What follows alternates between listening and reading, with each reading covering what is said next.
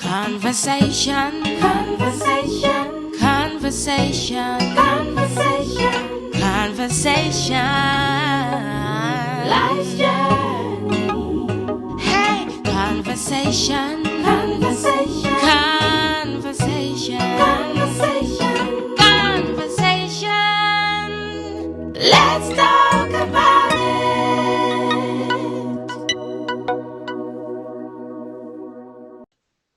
Hello, everyone, and welcome to Conversations. Conversations is the show where we get to express ourselves and share our lives journey so far. So today, I have a senior, one of the seniors. He will introduce himself to us properly, but I'm really privileged. I'm honored to have you on set, Osagie. So please tell us your full name, where you live, what you do, the house you were in command. These are the questions we'd like to start off with. Sure. Thank you so much. Indeed, my fellow Commando, Mrs. Mojisola Thank you. Isaac. Thank you so much for taking the time and for what you do in the community, for having such a lovely and noble program called Conversations. Life indeed itself is about conversations. We really appreciate it. We need to be able to continue to share conversations from one generation to the other. My name is Osagie Enabulele. I was in Flying House in Command Secondary School, Lagos, Ipaja. I enjoyed my time there. It was indeed one of the great houses to have been in. Yeah, I look forward towards seeing what we can continue to do for alma mater, which is a bind that actually ties all of us together. Thank you. So what do you do, sir? Well, I'm into now. I studied architecture. I went to Yaba College of Technology. I studied architecture. While I was home, while I was in Nigeria, I did a couple of things. I actually worked with my dad as a project manager at some point. This was like in the 90s, early 90s. We worked with, he was a subcontractor to a company called HFP. HFP back in the days, I'm not sure if it still does exist right now in Nigeria, but HFP actually was one of the leading companies then. They actually had built Victoria Garden City in Lekki area. So we did a couple of walks around and a couple of sites where they actually had some of the properties, they had at that time. I think they had some in Navy Town, they had some around Dani Estate, around the Butemeta. So, it was quite a nice experience. So moving forward, I came to the States. I worked with a structural engineering firm. I actually have certification. I have a certificate in Cal State. I went to Cal State and I studied construction management. So basically, I'm into project management, construction management, how we try to make sure and see that a project, we start a project from inception to completion. So but also that phase itself, as it were, actually has a lot of things in there. You have, for example, you have the zoning, you have the planning, you have the building. And generally, if you have to do like drawings and the rest of them, one of the first things that you need to look out for is to be able to look for, say, for example, if what you're trying to do is actually zoned or allowed in that particular zone. So it could be, for example, it could be like, say, a mixed use project. It could be residential, it could be commercial. So you have the zoning, you have the planning, and you have the building. And the planning section of it varies. You can have a project, for example, that might have to go through the planning commission, whereby you will have to, say, send notifications to neighborhoods around 500 meters around that area, whereby they notify the people around that area to be able to see if they actually agree for you to be able to put that structure that you want to put in there. So you're going to have people coming into the meetings and, having conversations. You're trying to explain to them what you're trying to do into that community. So the planning commission now takes a vote to see if they're going to approve that project or not. Then also you have the building, which will be, the building actually encompasses like about 2 areas of it, which you have a plan checker that plan checks your project, and things like that, and they approve it. So it could be like a plan check engineer, for example, then approves the project before going to construction.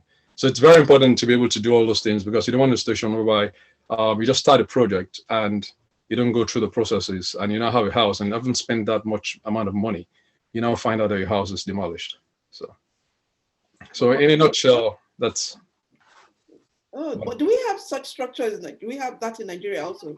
I know like town planning and all of that. But working in Nigeria, would we have all that?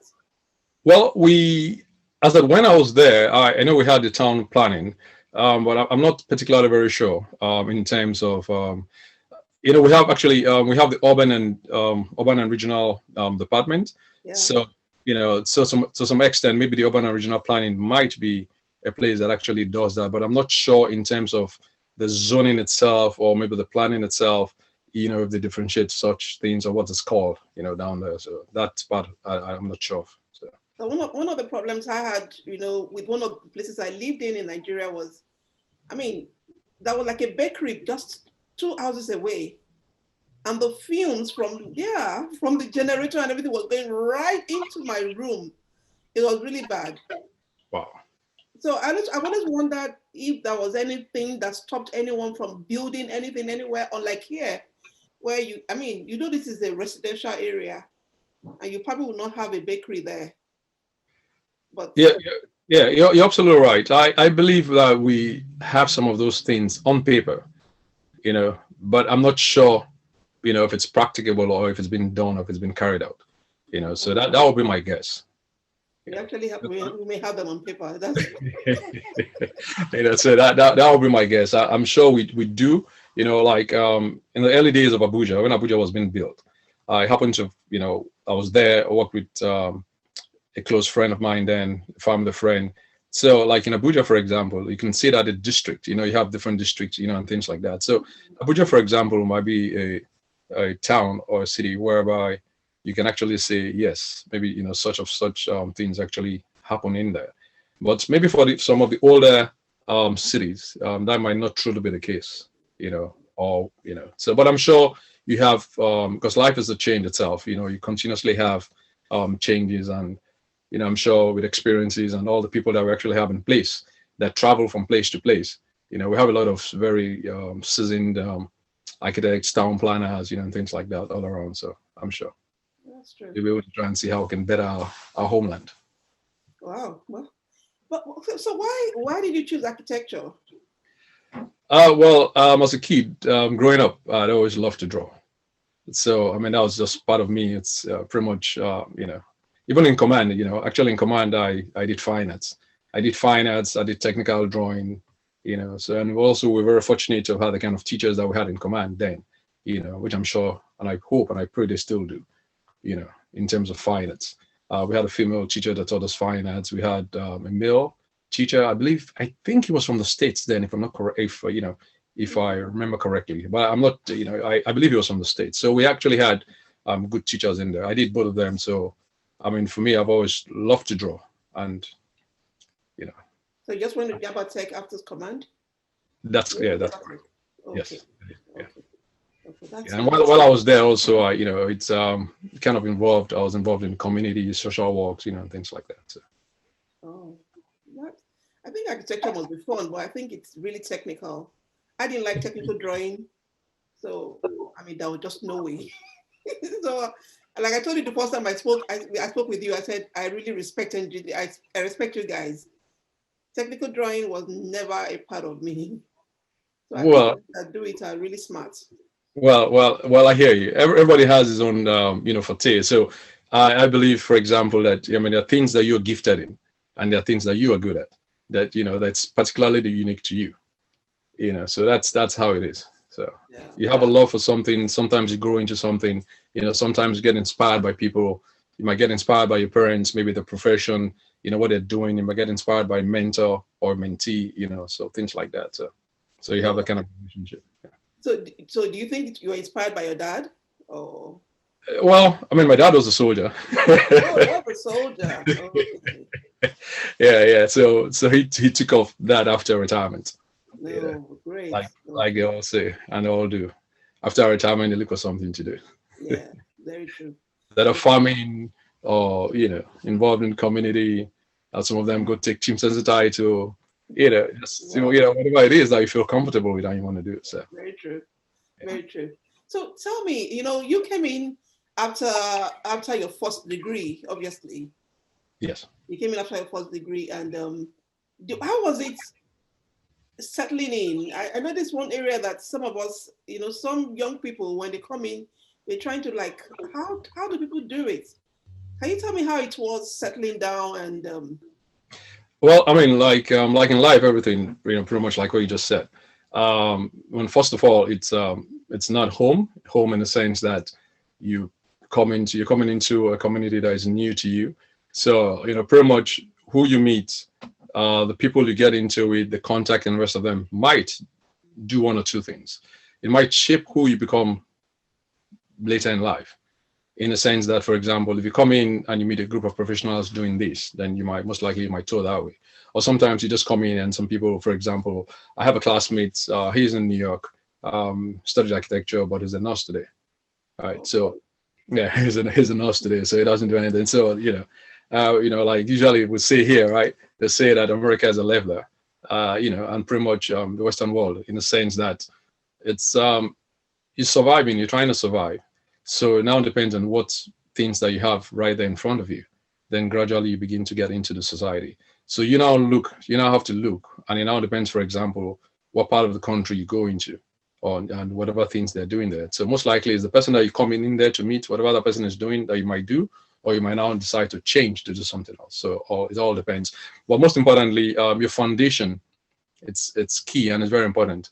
Command, and growing up also, and my dad being a soldier, all those are things that actually molded you to become who you are today.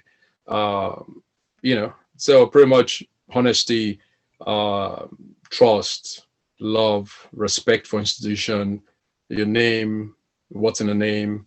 It's very important, like we're growing up and the rest of them. You always want to hold the name of your family high as much as you can. You don't want to spoil it. So that generations, people coming behind you can be able to say, oh yes, this is this family. Like sometimes you say, oh, Mojisola, Mrs. Mojisola, Isaacs. Oh, I know the Isaac family. Oh yeah. So the name is important. All of us growing up. So it's pretty much important. So it helps to move. very important. Yeah, It's so very important. yeah. That's something you said to me earlier on. I'm sorry, but one of the things we have experienced this year and from last year, with the lockdown, we had to, that been for instance, in my set, that there was we lost a dear friend, one of our brothers there. Oh, may soul rest in peace. May soul rest in peace. Amen. So I'm thinking, because you said something about you've seen many people, many people that have died this year. And I'm thinking, looking at that, what do you think life is? Or how do you perceive life at this age? At different stages, we perceive life differently. But what would you say, I mean, in perspective, last year and this year, what's your own concept? Well, life itself, it's fragile. Life itself is fragile. The fact that we wake up every morning, it's by His grace. There are people that sleep and they don't wake up the next day. So very importantly, whatever we're able to do while in body and while we're alive, we'll try to make sure that we'll leave a difference. We'll make a difference to humanity while we're here. It reminds me of a quote. I think it was by MLK that says that one of life's most consistent question is, what are you doing for others? So it's important in terms of your legacy. It's important that you're able to make a difference. A lot of people have passed away. 2020 was very challenging because of the pandemic, the coronavirus. It's the last time such a thing happened was like over a century ago, over 100 years ago. So we're in different times, so we need to adapt differently. But most importantly, we don't need to lose fact of the bigger picture. So the bigger picture will be, for example, lay low, observe all the things that government says around how you should do. Wash your hands, practice social distancing, wear a mask. Just do your best. If you don't have to go out, you don't have to go out. You'll read in the newspaper. You see things, you have close friends that have passed away of, the coronavirus. Just this year alone, a couple of people that went home, buried the parents. There's a guy that went home, buried his mom. He passed away, I think about 3-4 days ago. Somebody called me from the UK and told me another friend that passed away, he just buried a mom, so things like that, so at least, you still find out that back at home, you have all this gathering and the rest of them, where people are still even doing marriages, people are doing, burials and the rest of them. I mean, even if you want to do those things, still practice, have that social distance that you practice, so that way your loved ones and people that depend on you and people that you are able to impact, so that at least you're here to be able to continue to, make that difference while they're still here. The things within our powers, we can change. Yeah. The things we don't have control over, we can't change them. We can't. Yes. Yeah. Yes. That's how I look at it. Yeah. So, I mean, we begin to value one another and value things around us. That's the way I've been thinking. I need to value family and value things better around me. Yeah. Okay. Yeah, you're absolutely right. You're absolutely right. Because, I mean, tomorrow is not a promise. It's not guaranteed. So, like you rightly said, it's, you got to value family, you got to value friendship, you got to value, those people that have been around you, those people that have helped shape who you are. It takes a child to, it takes to raise a child, it takes a village to raise a child, like they usually say. So it's not just one person, but, you got to value those things and you appreciate life better. But it's always important that we don't lose fact that we need to be humble. We need to be honest. We need to be truthful. We need to say the way it is. Some certain things you're not sure of, you don't know, ask questions. Somebody else might just have the answer to what, you're looking for. That's very true. That's very true. Thank you for that. Thank you so much for that insight. Yeah, that, some of us don't know how to ask questions. Well, you just reminded me of something, right? I actually have a friend. Okay. Yeah, he's a little older. When he came to the States, and he said his boss, he couldn't look at his boss in the eyes. Oh. So, and every time the boss talks to him, he bends his head down. So the boss was looking at him like, "What's wrong with you? Is something wrong with you? You okay?" I said, "Yeah, I'm okay. Yeah, you sure?" I said, "Yes, yeah, I'm okay." He said, "Why?" I said, "You sure?" I said, "Yeah." So one day I told him, I said, "Listen," they said, "We don't, because of our culture, growing up, we don't look at our elders in the eyes when they're talking to us." I said, "No." I said, "This is America." I said, "Man, you got to look at a person in the eyes, eyeball to eyeball. You got to communicate." So I said, "Oh, okay, I see. I kept wondering, so you have the cultural perspective, you have the, so it's a whole lot. It's a whole lot." Yeah, that's true. I mean, a friend of mine told me about how a brother was paid. It was paid his salary, and he was so grateful. He actually went back to the boss and said, "Thank you." And the guy was looking at him like, "Why are you thanking me? You earned it." Yes. But we don't.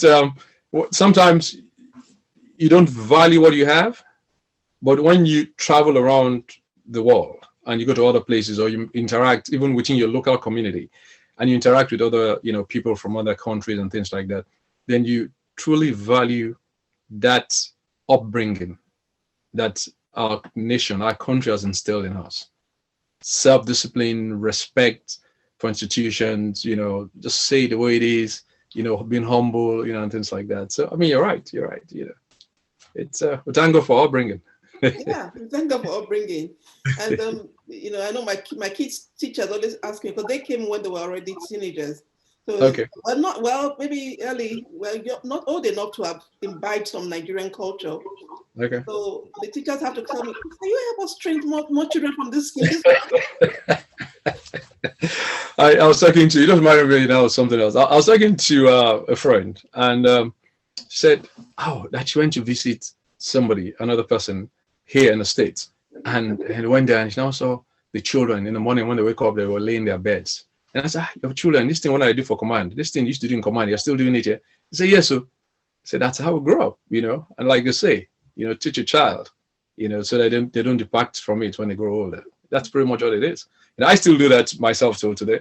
It just reminds you of on Saturdays when they have inspection, when you had a house, You had the house masters and things like that, and you stay there, you lay your bed and all that stuff. So it's, I mean, it's just part of our DNA. It's just part of who you are. It's something that you learned as a child. That's, talking, from our conversation now, I'm like, okay, that means you seem to have some passion for command. And that's the question. You have the command. Am I going to remind me? We have the Commando, the worldwide, and we Okay. have the Commando for those in America. That's correct. Yeah, Is so it we have America or just America? yeah, it's America. So we have the comlag alumni. We have the comlag alumni worldwide, and you also have the comlag alumni Americas. Okay. So what is the purpose, or why do we have this? Well, the purpose why we actually have the comlag alumni Americas, it's essentially a group. It's a group. It's a platform of all commandos, irrespective of set, starting from our pioneering set to the last set I left, like say last year.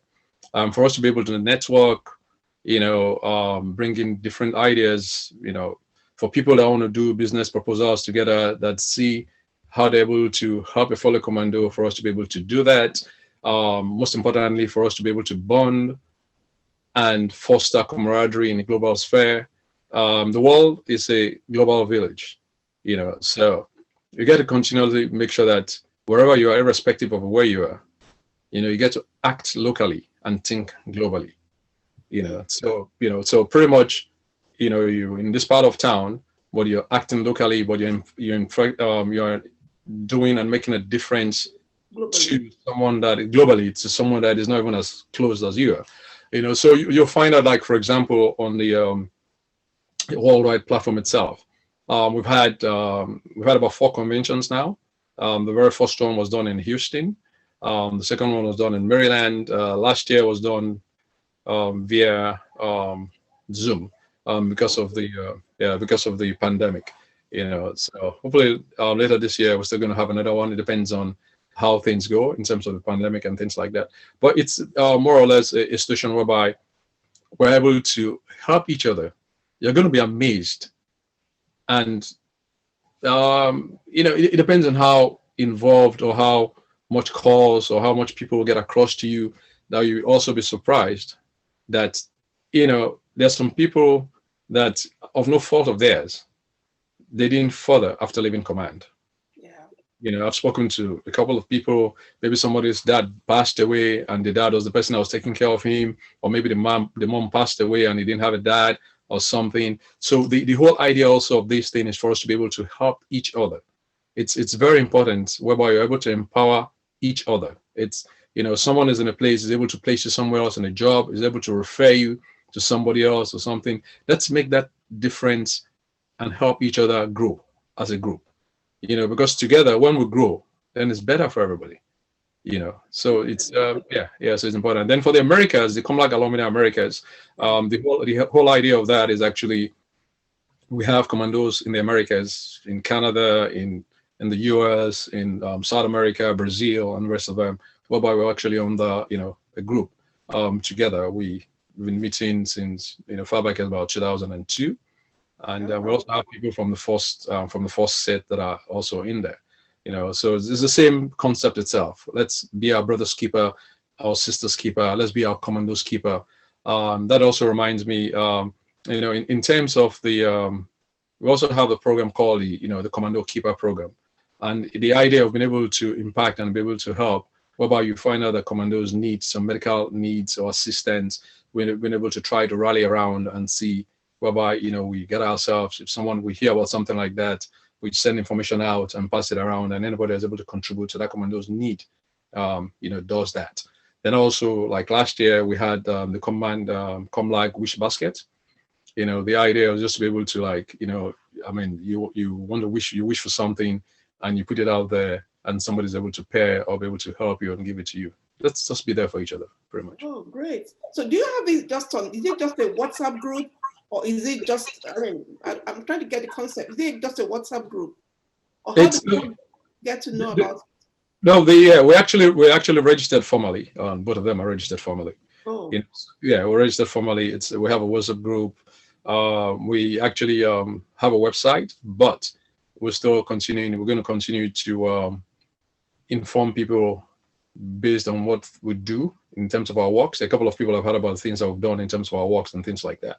Then also social media and rest of them, which we intend to go, full blast, much later. So, but the whole idea is just to be able to do one thing at a time. You choose something that you're good at, and you do it, and people hear about the things that you do, and I'll continue to make a difference. That's really wonderful. So I mean, so that means this fosters a lot of networking. Absolutely. Networking, being there for each other. You go to one part of town. I find myself, for example, I'm in the States. I'm in California, for example. I stay in the San Francisco Bay Area. I'm going to the UK, and I now pick up a phone and say, oh, there's someone that sent me a message and said, oh, that she was going to go to around, I think it's Dubai or so, and said, oh, do you have any Commando in Dubai? Things like that. Let's have a network. Also, we have a database, database in different things. Database could be in terms of, the various professions, what people do, whereby we were able to link them up with each other, and things like that. Oh, I'm going to Canada, I'm going to Ontario, I'm going somewhere. Oh, before I get there, I pick up a phone and, I call a Commando. I'm going to Abuja, I'm going to Lagos, I'm going to Port Harcourt, I'm going to Kaduna, I'm going to, Kano. That's the whole idea. We have Commandos all around the world. We, like on the Comlag Alumni Americas, for example, we have Commandos in Brazil, that are in there. In the Comlag Alumni worldwide, we have Commandos in Spain, in Australia. You're going to be amazed, in different places of the world, in Germany, in the UK, in I think in Scotland, so just, that's the whole idea, the whole concept. Wow. So that is just like, I'm trying to understand the whole, I know that I've heard of many different comlags. Okay, it's different. Okay. Because I'm trying to understand the two, so that means we're all working together just that this is in the US and that is in Nigeria. Yeah, you're absolutely right. It's well, at the end of the day, it's everybody that went to command. You can't take away. It's more like a but it's your birthright. Pretty much. You went to command, so it's your birthright, right? So anybody that went to command, what connects all of everybody, it's as long as you went to command. For example, in the Comlag Alumni Americas, we are all there, all the people in the Americas. In the Comlag Alumni worldwide, we're also all there. We don't collect dues. Right? We don't collect dues. So, but whatever ways we're able to help each other, we help each other. If there's anything that's brought to our notice. Your part is not about the dues or anything. Your part is about let's come together and strengthen ourselves. That's absolutely right. Let's build each other. Yeah, because when I see schools like Queen's College, people talk about Queen's College. People talk about all those, and I'm like, how did they arrive at that? But we have to start from somewhere. We are a much smaller, younger, not smaller, but younger group. Younger alumni. Yeah, you're right, because Command was founded in 1977, so so we're younger, but the whole idea is that we don't lose the entire picture. We have to look at the bigger picture, so it's important for those people that are actually doing and bringing people together. Leadership is very important. You have to have a vision. You have to have what's the end point, what's the game plan, what are we trying to do to be able to help everybody that is part of that body. And the body in this case is command. So what are we able to do to be able to make that difference? It's absolutely important. Interesting. Thank you for clarifying and letting me understand that. I'm very guilty. I'm sorry. It's sometimes when they call me or I speak to them on the phone or something, don't feel guilty in the sense that, when we're talking earlier, it depends, for example, at what point you are in your life. A lot of things can happen to one, especially, for example, if you come to a foreign country. So, as a woman, you might be you're married, you have kids, you're going to school, so there's a lot of things. So it depends on what point you are in life at that point. The important thing is that you're a commando. That's important. Yeah. We're having a conversation, we're talking. Anytime I find myself in your neck of the woods, I'm going to give you a call before I come there and things like that. So everybody's in a different point of their life at a particular time, so when they are ready to be able to be part of that global listing, then they're going to be part of it. But the most important thing is that let's don't lose fact that let's try to reach out as much as we can. We can't judge people. I was talking to someone the other day, I said, you can't judge people because you don't know, for example, what the other person is going through. Yeah. So it's always important to pick up a phone call and say, hey, hi, how are you? What's going on with you? You okay? How's everything? It's always important that we do that. That's most important. That one-on-one, group thing. You're trying to reach out to the group and things like that. Well, how's everybody doing? Then you can now take to the next thing and say, oh, are you ready? If the person is ready, the person will tell you. It's just going to come natural. Yeah, I just have to belong. I don't belong to anything, but I belong to everybody. I belong to the body of to the commando body. Communicating about other people, that is the most important thing. That we're all trying to reach out. Yes. It's important. We can only continue to do our best and and do as much as we can, and most importantly, let's leave a legacy, for generations coming behind us. Let's leave a legacy. We talked about good name earlier. Let's leave that legacy. Let's leave that name, that good name. Let's continue to hold high the name of our alma mater. Yeah. Wherever you go, let's hold high the name. You're doing something, nobody's seeing you, and somebody asks you, oh, what school did you go to? Oh, what secondary school did you go to? Commando. Say, oh, really? Okay.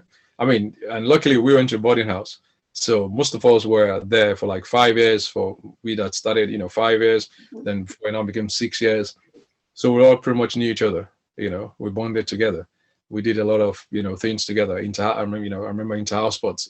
Going to the bushes and getting the bamboos and the rest of them. Some people went to rehab. And things like that. Some people were going to pluck agbalumo and all that. Some people drank treetop water. Drank treetop water, and all that. So it was fun. I remember when we were planting the trees. The trees that when you go into the dining hall, in between, when we're planting the trees. I think around then we saw, there was a big snake that we now killed. I now put it. I think he later stayed in the biology lab. It was there for a while. Wow. Yeah, there was a snake that was in the biology lab. It was when we were doing labor. One of those days when we were doing labor. When we have like in the evenings and things like that. So those are things that shaped us. Hard work. And all that. Interesting. Yeah. I'm picking up some things, and I'm like, okay, maybe these are principles you work by, or you live by. I picked up honesty. That's one of the things I've been picking up from you. So what are the other principles you live by? Truthful. You got to be truthful. Perseverance. You got to persevere. Pretty much, if you persevere in most of the things that you do, you're going to succeed. It's just a matter of when. It's not a matter of if. It's a matter of when. You got to stay focused on the ball. What are you trying to do here? If you listen to the noise, it reminds you of, if you listen to the noise, right? If you go to a market and you listen to the noise, you're not going to buy what you want to buy. You just buy what you want to buy, because when you go to a marketplace, there's going to be a lot of noise, right? So forget about all the noise. Buy what you want to buy, and pay for what you want to pay. So you have to be persevere. You have to persevere. There's perseverance. There's tolerance. There's truthfulness. There's humility. There's being humble. Pretty much all the essentials of upbringing, of showing who you are as a person. It's very key. When you look at the sense, when they look at you, say, oh, which person became with that? What family are you from? Which family? Command family. Which command? Command Ipaja. Command Lagos.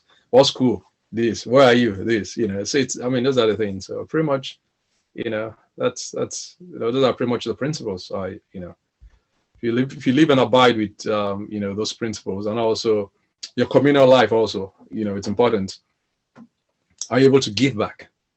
If you are, you might not be able to give back. There are different things that you can do. It could be your time, it could be your talent, or it could be your treasure. So it just depends on which of them. You have a talent. What talent are you doing? Are you able to go, say, for example, there's something that's going to go on, and you now commit to volunteering. Yeah. The spirit of volunteering, for example, when you volunteer for a cause, like say maybe you're in the Red Cross, or there's a natural disaster somewhere, and you say, okay, I want to volunteer to go there and be part of it. Or if you say, for example, you're a medical doctor and you now go with maybe to a medical mission, and now say, I want to volunteer my time.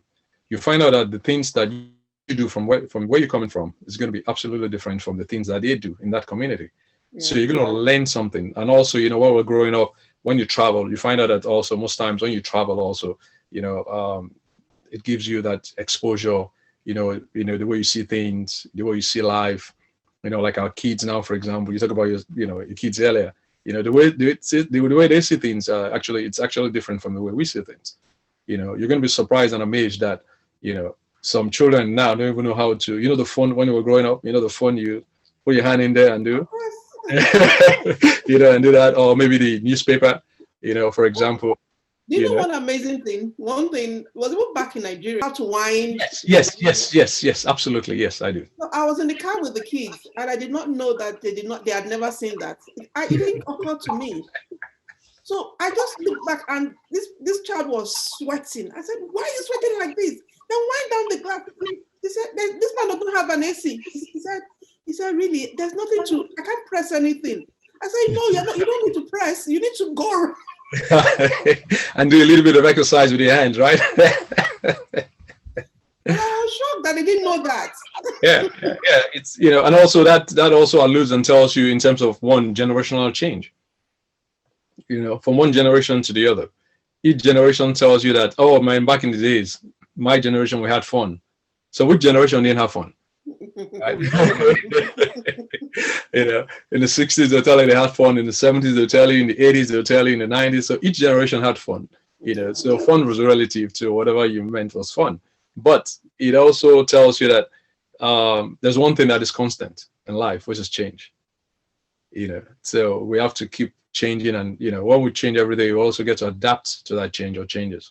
It's important, but also that's why you also need to look at people where they're coming from. Like we said earlier, you don't need to assume, because for example, somebody might not understand or know what what you're saying. It's just like English language, for example, right? Check, right, and check is the same thing, right? In the US, it's CHECK. In British colonies and the rest of them, Nigeria, it's CHE. With the QUE and all that. So it's it's different, right? So it's so you have to understand and say. So usually, like, it's all good, we're in conversations, right? So we're actually having a conversation. So you're having a conversation, you're saying something. Somebody needs to be able to understand what you're saying, digest what you're saying, and respond back to what you're saying. Because what you're saying, is a two-way thing. That person has to be able to understand it, assimilate it, and respond back. Then when you now answer, say, oh yeah, okay, this person understands, we're on the same, frequency, breath weight, and the rest of them. So that way we actually understand each other.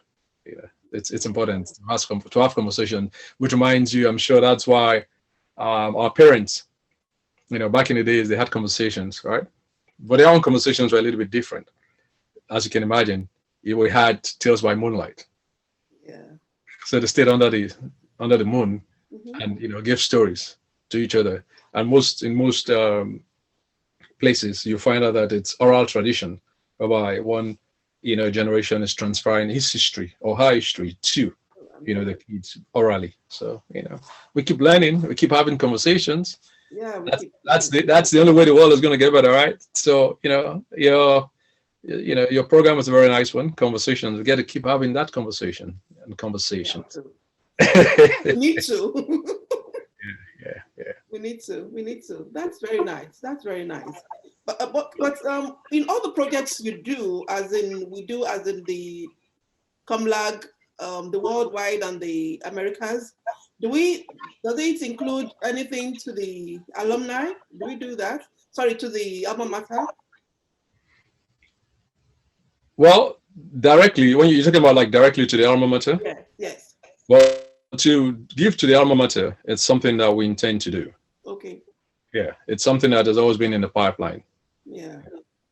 So as we continue to, as we continue to stabilize more in the sense of being able to give back. That's going to be a part of giving back to the alma mater. But most importantly for us now, we're just trying to make sure that we concentrate and make sure that we take care of everyone within each other. Include ourselves. Yeah, Okay. yeah. So for example, for example, we had someone that passed away, and the Oh, child. Yeah, several years ago, like you said, somebody passed away, and the child is here, and we try to make sure that we stay very closely to the to the family, and make sure that trying to find out how are you doing, and things like that. We need to be able to keep such things going. So you find out that you have a lot of those situations of, say, for example, looking out for one another, and the rest of them. So that takes quite a bit of time right now. So, but in terms of giving back to the alma mater, we're looking at most likely, during the conversation when we have a convention, and things like that. Those are things that the group itself decide, or we decide and say, for example, which project and things like that.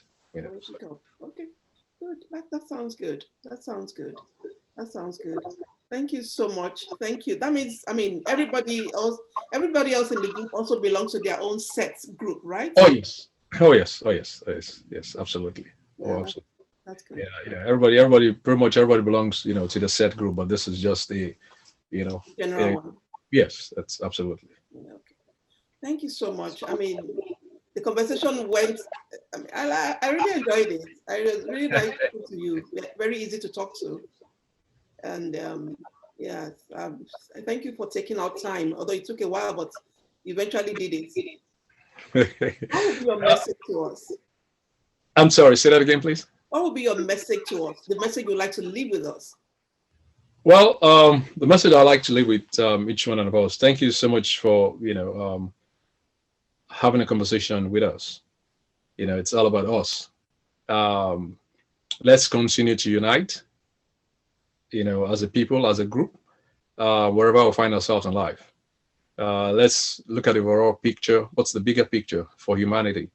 Let's make sure that we live life to our fullest. But while living life to our fullest, let's also don't forget that there are people still coming behind us.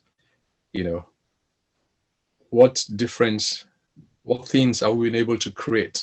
It could be innovation, it could be technological breakthroughs, things like that. So that the next generation coming behind us, won't have to go through some of the things that some of us went through. Otherwise, like I usually say, what's the essence, for example, of you being there before the other person? If you go there before the other person, then you should be able to clear the road so that the other person coming behind you, you've already smoothened the road.